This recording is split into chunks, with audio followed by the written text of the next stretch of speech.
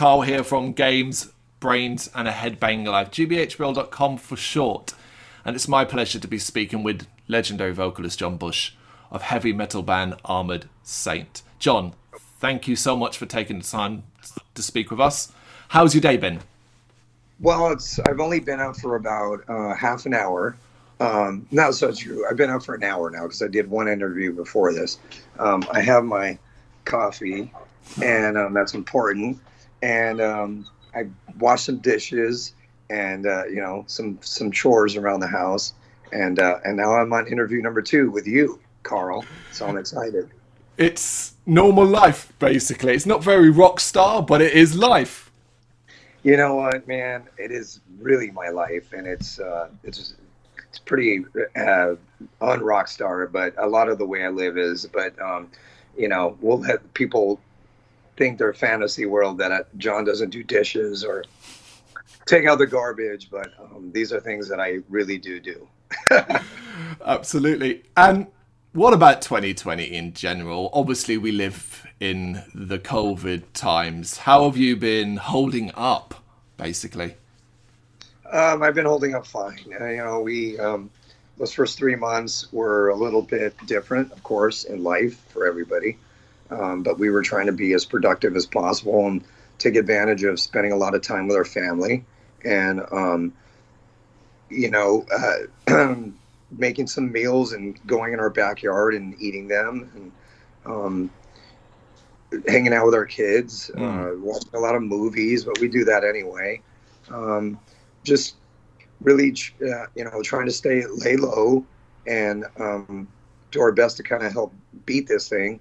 As the months have gone on, we've been a little busier.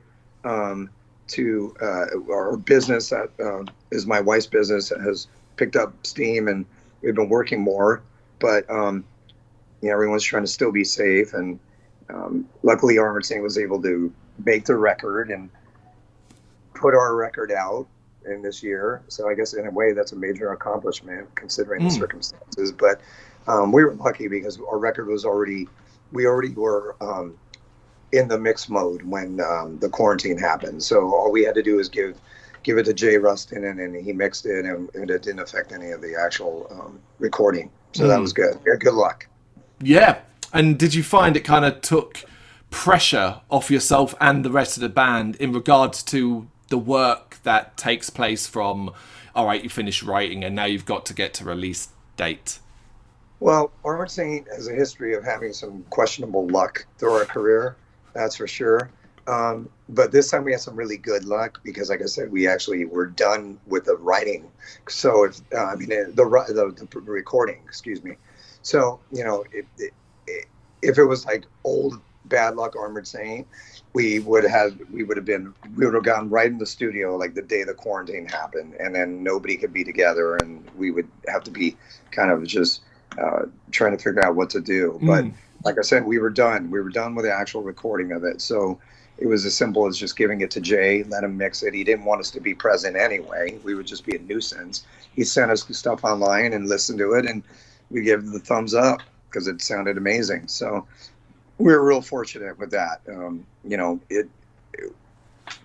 would have really been a bummer to have this kind of prevent that from continuing, and it didn't, and we were lucky. Yeah. And obviously, as of the time of recording, we're a matter of weeks away from the release of Punch in the Sky, 8th album.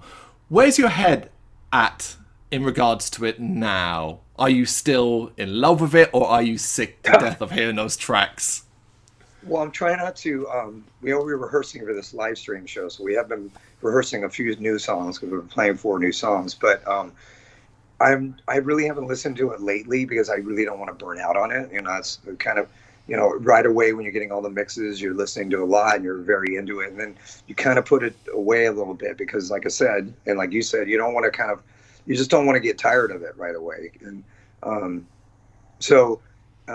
than the new songs that we're playing for this live stream, I haven't listened to it for a bit, but I'm really proud of it. I think it's a killer record. I'm really stoked on it. I think it just shows a continuation of the Armored Saint progress that we've made, and I think I think I'm really over the moon over it. I think it's a great album.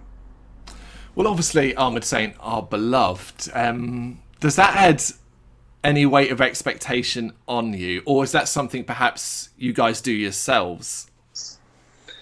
Well, I think that we're honest with ourselves about the music that people want to hear from us, but we also are our own musicians, and so we want to do the things that are fulfilling to us.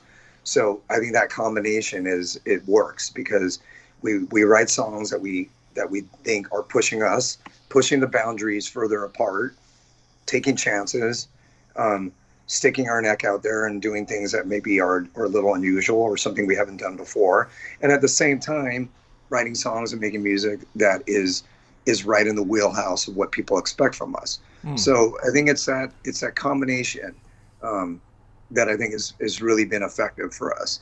I don't want to just write a bunch of songs that people expect from us because I think that would be conservative in a way. At the same time, I'm not going to try to convince you, Carl, that this new, trip hop, coffee house, bluegrass metal tune is on the new record and is really going to work. I think we know somewhat of the limitations of the band, um, but if we can incorporate, different instruments and take an idea from something like that and then bring it in with a cool riff and a big vocal part, you know what I mean? It's like sliding in these ideas where Mm. you can to just kind of make the record have a different color. I think those are the things that we do, like the Julian bagpipes, pipes in the beginning of Giants. When you hear that, it's just sets such a tone. It sounds so great. We had some cool keyboards that Dizzy Reed played on our record, and we were really lucky that he did that. Um, some cool uh, different instrumentations, a lot of vocals, things, a lot more background vocals on this album. So it's about finding the ways that you can bring these ideas in to make it work along with the power of the band. And I think we've been doing that really well. Absolutely. Armored Saint, but fresh and interesting for you guys more than anything else, I think. You got to, I mean, I love metal. I was raised on metal and I owe my music career to metal basically. And Mm. it's in blood really. Right. But I love all kinds of music and we all do. And I think we always have, and we always wanted to kind of use those ideas from other things like old school soul and jazz fusion and you know heck Last Train Home. I always say that the beat is like a salsa beat, and that's like you wouldn't think of that when you hear it, but that it really is the beat. So it's taking those different ideas of all the different music that we like and, like I said, injecting it and finding a way for it to work within the Armored Saint sound and the Armored Saint songs that we write. And I think by willing to take those chances, I think that's what is going to separate us and make us be the band that we want to be. So as well as just a great heavy riff that is just very memorable, or a big chorus part, or a really cool bluesy verse section.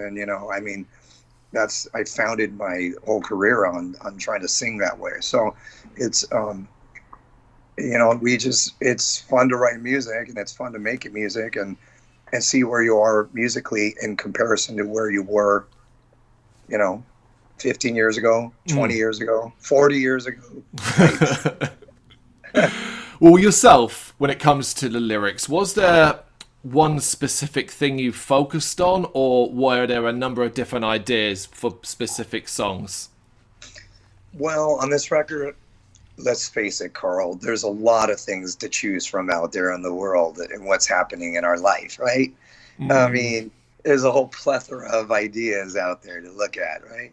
Um, but it's I try to write in a way lyrically where there's some specific ideas, and yet some stuff you have to read between the lines. So, you know, I always find it interesting if somebody tells me, "Oh, I get this from that song, and I think that's the particular idea behind it. Am I right?" And I always say, "Yeah, you're always right if that's what you get from it."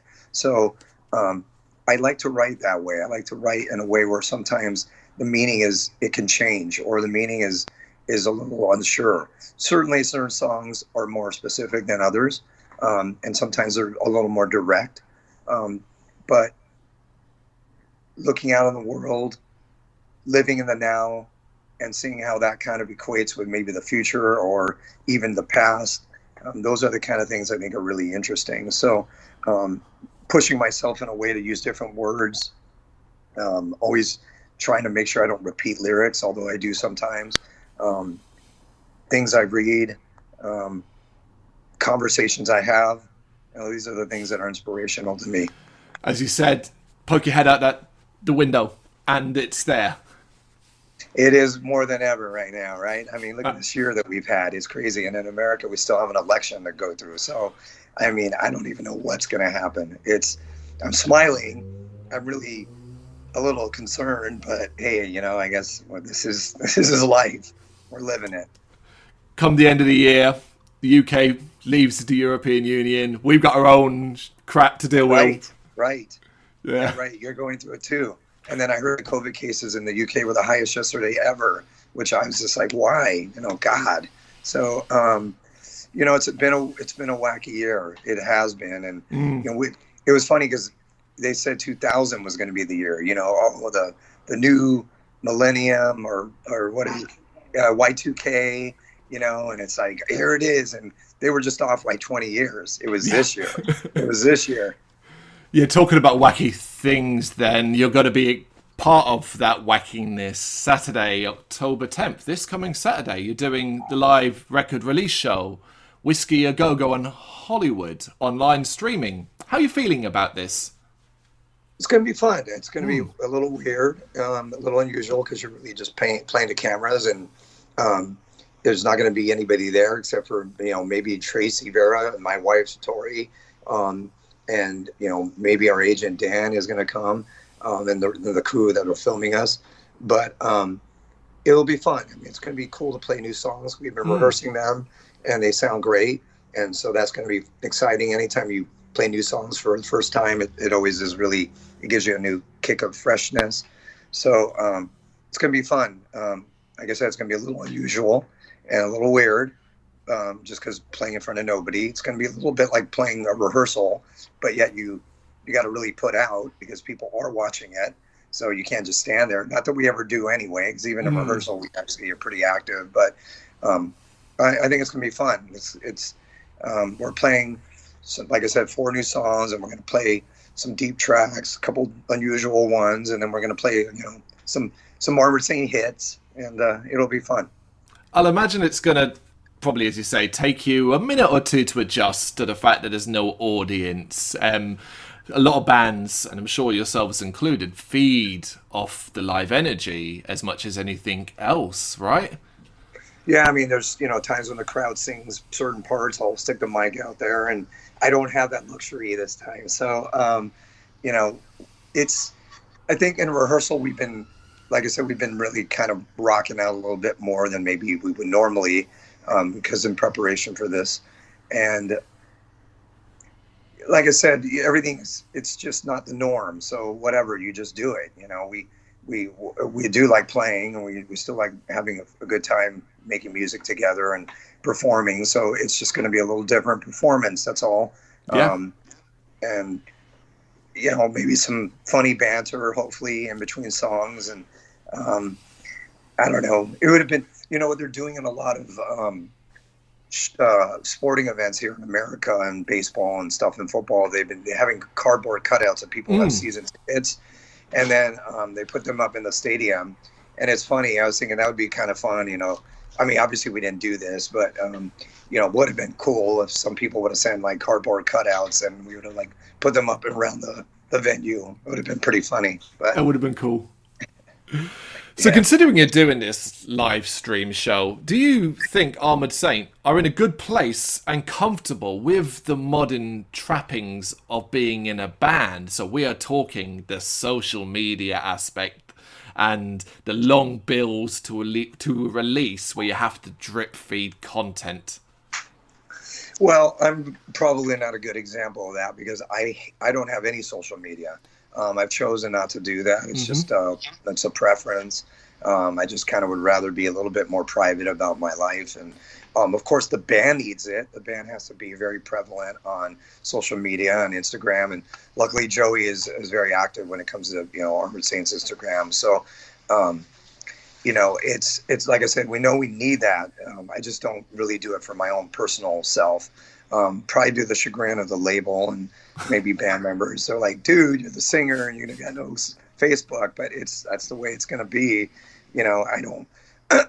I mean, look, don't get me wrong. There's great aspects of social media, and it really, it makes a band global immediately, which is crazy because back in the day, you were a local band, and then you would send out tapes, right?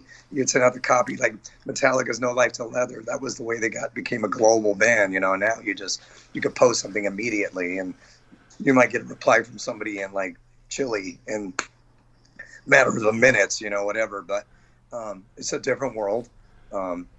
And you utilize the strengths of it and the good things about it, and then maybe some of the crappy things. That's the whole reason I wrote into the attention span. Some of the trappings of them, I think you want to try to avoid, and that's Hmm. not easy to do, of course. But It's a shame that, as you say, when Armored Saint began, success was measured in sales, record sales, and so on. Whereas now, success is almost measured in likes and subscribes and right, I views. know. Well, we put out our video, and I'm caught up in it like anybody else. I want to see how many people are watching our video, and then you see the thumbs down, and you're like, who doesn't like it? Like, why don't you like it? But hey, that's the life of an artist. Some people are gonna not like it, man. That's the way it is. So, it is weird. It is a different world out there, and I wouldn't even know where to start if I was beginning in a band these days. And thankfully, I'm Mm. not. And I still feel real lucky that we have a record company, Metal Blade, and they're amazing, and they're super knowledgeable about the genre. Needless to say, and they support us extremely high, and we're lucky on that. So I do. I tell my band members I'm willing to do as many interviews as you guys want. That's something, and I love talking about the music we make and stuff. I just don't necessarily want to go and post something of like, hey, today I had Honduras coffee today, and I normally drink my Colombian coffee, but this is my new brand. Like, I don't give a crap about that, man. I don't talk about that stuff. I don't Mm. know. That's I today I walked my dog, and then my dog had runny poop in comparison to the normal turds. Like, and people post this crap. Come on, man. I'm like, no one needs to know that from me. They want to hear about music and lyrics, and then I'll do interviews, and I'll tell you about that through Yeah. that medium. But it's funny, like everyone's a critic now, right, Carl? Everyone's a journalist now. I don't know. Yeah, yeah. And it's amazing, even with your removal from that side of life. Armored Saint have stayed incredibly relevant and important to the modern times. Does that something that surprises you? Maybe a little bit. We're really lucky that we can generate new people and new fans of a new generation because we are older men. We're guys in our 50s. So, I mean, we have shows where people are bringing their kids, which is Mm. great. It's awesome. Um, I think that's a real true test for a band is longevity Yeah. and how long you're going to be able to last. Some bands are amazing for one record and that's it. And the one record's great, but sometimes that's it. Um, to make 8 records I marvel at it, actually, to be honest. So I really feel good about that. You when it comes to art and records and music and movies and acting and sculptures and painting, anything is artistic, or writing, you don't really know what the public is going to feel about it. There really is an aspect of letting go that I think is really important because you just don't know. You really don't. So you believe in it. You do Yeah. the best you can do. You challenge yourself, and then at some point you let it go. And it's a scary realization when that happens because, like I said, some people, with a matter of sentences, somebody goes, "This is crap." Yeah. It's just like, I've spent years working, crafting this, and in a matter of seconds, somebody goes, "This is rubbish." So you got to be strong. You got to be like, "Oh well," and embrace the people that love it, and the people that don't, you got to be able to just take it, and that's life. That's the life of a musician. But I think it makes you stronger. Actually, I really do. So. Long career that you've had, do you think you've managed to grow a very thick skin then? I have. You have to, right? You really do. In the early days, we would probably be like insecure about it and hurt, by comments. Now I just, what I say is, as long as it's funny, like if somebody posts something and it's funny, then I'll laugh, even if it's, putting me down. Is if it's witty, it's got to be witty.